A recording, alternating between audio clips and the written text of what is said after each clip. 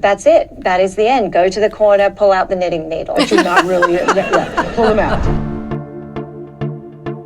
Hello and welcome back to our favorite show, DocTalk, where me, talk to a doc, she.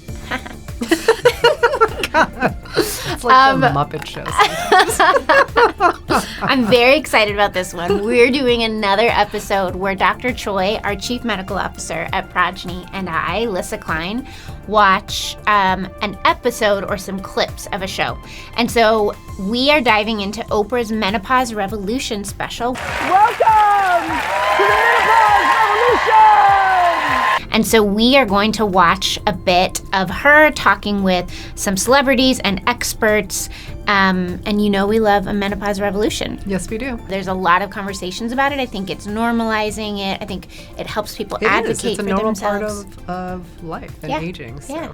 And it's a great part of life. Yeah. Especially if you get the right support when exactly, needed. Right? When needed. And I think all of these conversations help people do that. So grab your fan and your cottage cheese.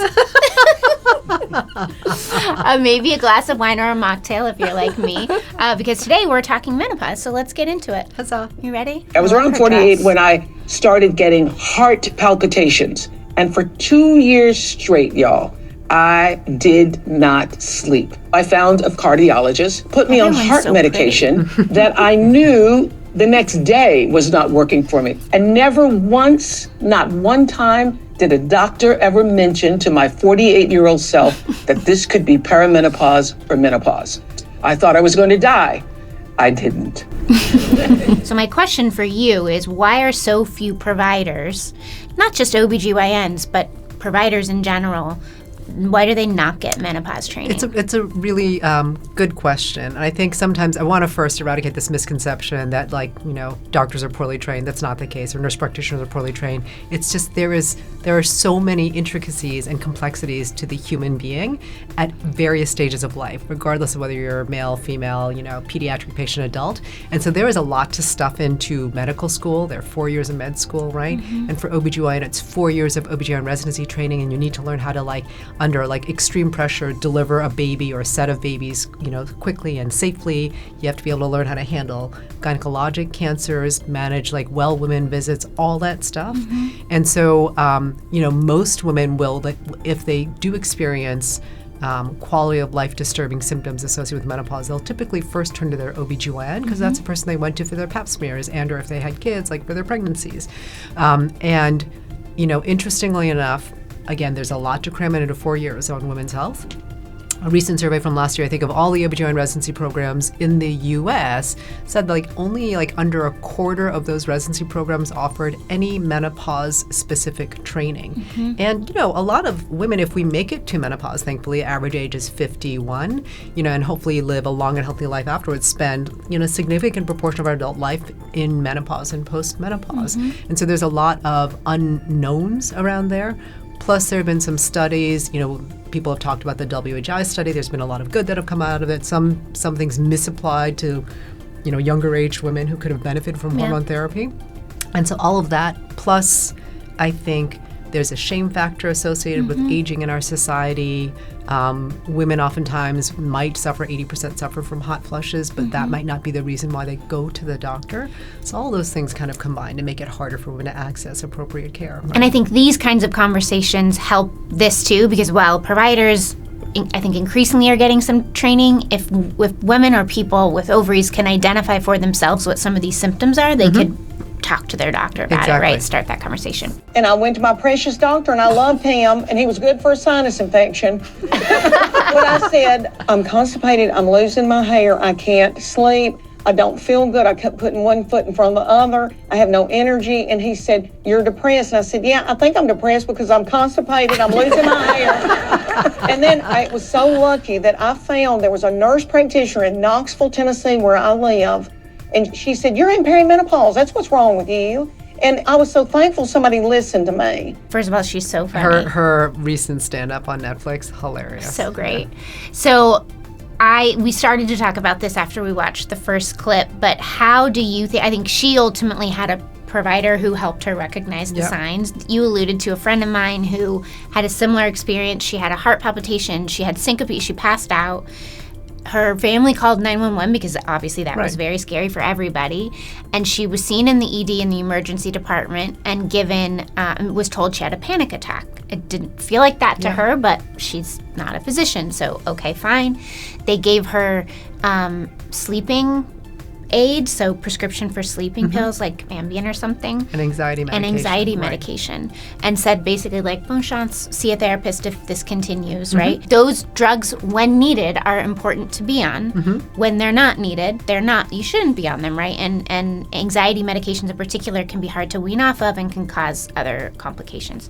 So I say all that to say, how can women better recognize symptoms and better advocate for themselves? So one, educate themselves. And what I love about our program here at Progyny for the menopause members who are seeking help is that our nurse educators are well versed on like the various symptoms of menopause, and really love listening on some of these when I survey some of these calls, how much the members just feel validated.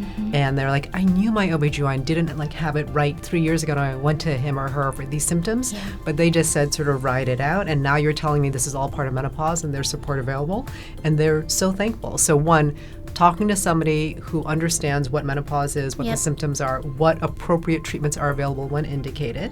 And talking to someone who is an expert in that area. Exactly. So don't go down the Google rabbit hole. Don't go Right. down the social media rabbit hole. Exactly. Make sure the education you're getting is accurate and evidence-based. And so like another good resource for patients is the Menopause Society, so menopause.org. They actually have some patient education resources around the topic of menopause and perimenopause. And I think more and more, hopefully, patients are realizing that if things don't feel right with, even if they like love their doctor, they can have a wonderful doctor for other things beyond menopause. But if they find that their symptoms and needs are not being appropriately addressed with the prescriptions they're being given, then it's not all in your head. You're not crazy. Take a step back, and then maybe it's time to sort of think about seeing another provider for those needs. Yeah. Right? Across the health continuum or the life continuum, if you feel you aren't being heard, seeking a second opinion is always recommended. Yeah, and I think it's really important, I think particularly for females to understand, because I think a lot of us are taught to just say, oh, thanks so much, not really kind of stir the pot. But especially when it comes to your own health, your family health, it's really important to speak up, and you know yourself the best. Yeah, agreed. What about testosterone? Do you think I ought to get a pellet?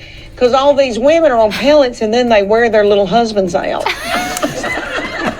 So if you go to your doctor, how do you know if you need testosterone? So we recommend testosterone for the treatment of hypoactive sexual desire disorder, or what a layperson would call low libido.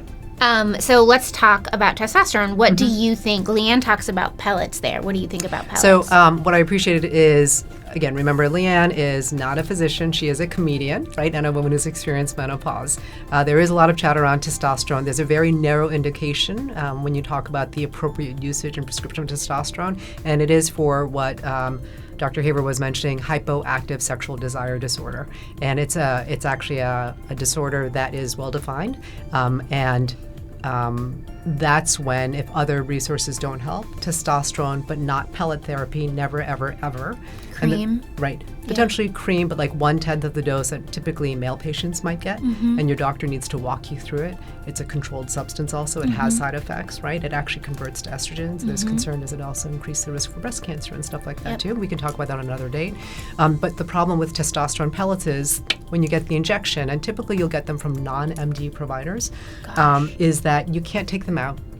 You get these Ever? really, they're hard to remove, right? I've never injected them myself, obviously, right? But and you get these wild swings and spikes in testosterone, like super physiologic levels. And I was Sounds listening fun. to another lovely podcast, Overreactive, where the two gynecologists or menopause specialists were talking about they've seen patients come in with voice changes that are permanent, clitoromegaly, facial hair from the testosterone. So it's not. Clitoromegaly, enlarged clitoris. Oh, yeah, I'm sorry. Yeah. So these are things that obviously side effects that you may not have anticipated and you don't want. Yeah. So again, testosterone advice. occasionally appropriate, but in the vast majority of women going through menopause with their symptoms, not necessarily appropriate, and never pellets. Good advice, and another reason to see someone who specializes Exactly. in menopause. Yeah. Okay. Next is our friend Halle Yes. Berry. We love Halle Berry. We love Respin, The community the community for that women she going and- through this wonderful episode of life. yeah, right? she and her team have put together. And so we're going to hear about her experience, the story she told us, which is her doctor initially thought her perimenopause symptoms was herpes. Herpes. You heard me. Let's go. Check out Miss Halle Berry. I had razor blades in my vagina after a great night of sex. And I went to the doctor and he told me, oh, this looks like the worst case of herpes I've ever seen. And I thought, well, hold it, what? I went out to the car and I was like, so, you got herpes? He was like, no. I said, well, let me be the first to tell you. Let's just take a step back, Yes. besides the fact that she is hilarious also.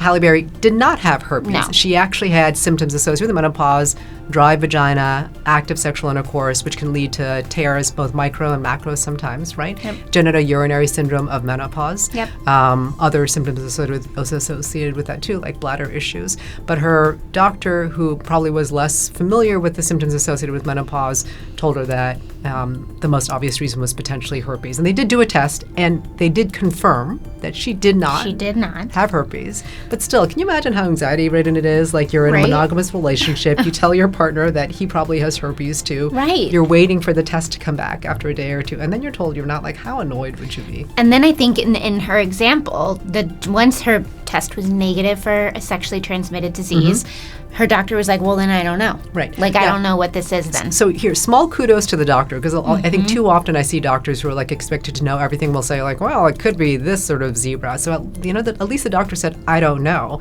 But then she was, like many women going through menopause, was left to sleuth for herself. Right? Yep. So you are on the medical advisory board for Respin, which is, as we said, Halle Berry's community that she put together, Right. specific to this. All of the things we're being talking about today, and we think it's great. What do you think about like the community aspect of this? I think it goes into a lot of what we've been talking about today. Right, so it goes to some of the root issues that sometimes hinder women from seeking care in an appropriate time frame when they're experiencing symptoms that are disruptive associated with menopause. Yeah. And so by being able to relieve women of that burden of shame and embarrassment of feeling like they're going through this all alone. I love the fact that it was sort of this round forum where different women in the audience actually very openly and honestly shared their experiences, and they were varied, and they were supported also, right? Yep. So I think that kind of community building is really important. I think I've mentioned in the past, there have been some soft studies looking at how to lower the risk for dementia, because that risk goes up as we age. Being in a community, actually like avoiding isolation and loneliness, help lower the risk for dementia. The brain likes to know what's coming, and in a regular and orderly fashion, we Yeah. work better as Fabulous. humans that way. And when the hormones start fluctuating wildly, we see neurotransmitters change, like dopamine and norepinephrine and serotonin. And that's where we see about a 40% increase in mental health changes across the menopause transition, so through perimenopause. And we also see the brain fog, the cognition changes, and what we're now calling the new onset of ADHD. Is what happened to Halle common? So when I was in residency, a 4-year OBGYN residency, we had 6 hours total in my entire curriculum in menopause training. I confess, and if any of my former patients are out here, I am so sorry, but I was a terrible menopause doctor for most of my career. Until you went through it. And sadly, it took me going through it. I like that insight that she acknowledges that she was Yeah. a bad menopause doctor until Right. she was a I'm menopause sure she was a patient. good doctor, but I think Yes. like a lot of Yes. OBGYNs heavily focused on the, pap smears, breast exams, things like that, and pregnancy and work like that. So Yeah. I like how they talked about a new onset of ADHD. That was one of the symptoms I had perimenopause sort of onset was brain fog that felt like ADHD, that felt like I couldn't focus. So like executive functioning impact, right? Yeah, yeah. Right? And brain fog again does not mean that you're having early stage dementia. It is transient. It's interesting, like premenopause, I think when they do cognitive function testing and memory testing in women versus men, women Yeah. always outscore the men. Yep. It levels out a little bit postmenopause, but it's still like you're not going through early dementia. Yep. Your book, Dare I Say It, Everything I Wish I Had Known About Menopause. Well, at 36, when I was trying to start a family and not getting pregnant, I asked my doctor what was going on. He took some blood work, and the results came back and suggested that I was, quote unquote, close to menopause. And of course, I was shocked. And you actually wrote a chapter on shame because you said you grappled with, self-worth. This branding that it's all over, that once your reproductive, organs are no longer in use or working in the way that they started to, that's it. That is the end. Go to the corner, pull out the knitting needle. But you're not really, pull them out. First, I think there's very much, it's interesting that a doctor told her she was near menopause, because is it true that there's not a blood test? There is not a test to confirm menopause, right? I mean, we can go over the nuances. I think we have already. Yep. But I mean, I suspect, and you know this too, because you're very well, and you've dealt with fertility patients. Maybe she had a very low ovarian reserve test or high FSH or something like that. Yeah. So she talks about the feelings of self-worth. I think it's really interesting that for some women, their identity is very much tied, and I think society does this too, right? Very much tied to their ability to reproduce, right? Or their identity as like a parent or a mother or expectant mother, like whether you're expecting now or in the future. Right. And so I think for some folks, as they move into perimenopause and menopause and that chapter, the door is closing. And there's a lot of grief. Yeah, right? There's grief, Even though there's so much more to women than reproduction, than their uterus and their ovaries. Right. And shame. You mentioned that earlier, that there's shame associated, I think, with aging, that shouldn't be the case. And so again, the more women talk about how they're feeling that way, I think normalizes it for others. And I think people need to realize that there's a wonderful life ahead of you as you go from perimenopause to menopause. Yeah, and like your life really opens up, right, as opposed to closing. And I remember there was one clip that I liked where Hallie talks about how liberating it felt, where she suddenly stopped caring what other people thought. It's like, I can't swear, so I won't say it, but what I'm thinking in my thought bubble. So it's like kind of that liberation of like, it's my life. I'm going to take charge. Yeah, I like that. So there's like a freedom to it. Yeah. Yeah, I like focusing on the positive. Okay, last clip. Maria Shriver talks about the brain-vagina, the Progyny connection. Okay, let's see. The brain. When I discovered that women were at the front and center of Alzheimer's, I started the Women's Alzheimer's Movement to fund research into women's brains because nobody was looking at women's brains. They thought Alzheimer's was something that just happened. So we have funded research to be able to view what actually happens, how it changes, starting at perimenopause through menopause. We can now see that. What I think is really interesting, the connection between menopause and Alzheimer's. I know you were at a talk recently where there was some discussion around so Dr. this. Lissa Moscani, she's a PhD researcher, and she's on faculty at Cornell here in the city. And I think she actually just is now leading her own research fund, which is fantastic. That's great. To really study changes in the women's brain as they go through normal aging, right, and what happens, and as well as people who are at higher risk for Alzheimer's. Yeah, and you mentioned that some of the research, I don't know if it's Maria's research or others, have mentioned ways that you could help with your dementia risk as you go into menopause. I think you said controlling lipids, so cholesterol. Being mindful of the fact that your risk for cardiovascular disease and metabolic disease like diabetes definitely goes up as you go through menopause. All of those factors can also contribute to the risk for dementia. We talked about social isolation and trying to minimize that and actually be active, be social, also contribute to trying to lower the risk for dementia development. But I think it's really that kind of what we keep on talking about here at Progyny is even when you're in your 20s, trying to espouse a really healthy lifestyle from the outset to try to stave off and prevent future events. Back to the Progyny connection. Yeah, the Progyny. That you like that neologism that you just did. Just to be very clear, because people will sometimes say, I want hormone therapy because I want to prevent dementia. Right. And right now, when you look at the FDA indications for when to use menopause hormone therapy, that is not an indication, right? It is definitely indicated for moderate to severe vasomotor symptoms, those night sweats and hot flushes, and or to prevent osteoporosis. That's been highly effective.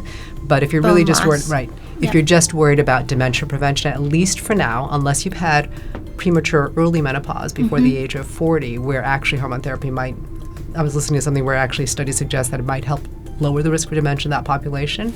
Right now, people entering menopause in the more typical age range, hormone therapy is not an indication for that reason alone. Good to know. Yeah. So how do we, you and I, and the collective we, push for better education and support?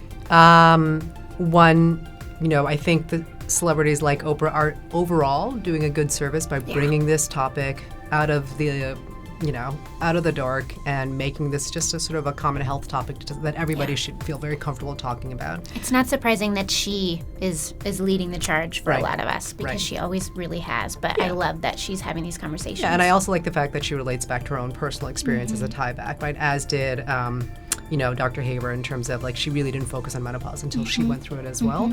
But talking about it, getting educated from the right resources, menopause.org, our Progyny nurse providers, right, our educators. Respin is another good resource. Yep. Yeah. And then when needed, if you need to see a physician or provider, first turn to your OBGYN. You'd be surprised by how many well-trained OBGYNs are out there, brick and mortar.